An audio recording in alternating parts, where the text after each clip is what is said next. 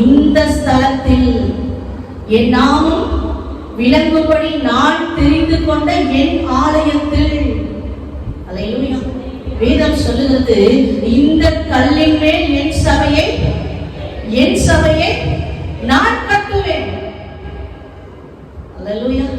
இவையே ஆண்டவர் பாஸ்டரையோ பாஸ்டர்மாவையோ லீடர்களையோ உபயோகப்படுத்தலாம். ஆனா ஆலயத்தை கட்டுகிறவர் ஆவியானவர், ஆலயத்தை கட்டுகிறவர் ஆண்டவர், ஆலயத்தை கட்டி எழுப்புகிறவர் தேவாதி தேவன். நல்ல கரங்களை தட்டி பிதாவுக்கு ஒரு ஸ்தோத்திரம், தேவனுக்கு ஒரு ஸ்தோத்திரம், ஆவியானவருக்கு ஒரு ஸ்தோத்திரம்.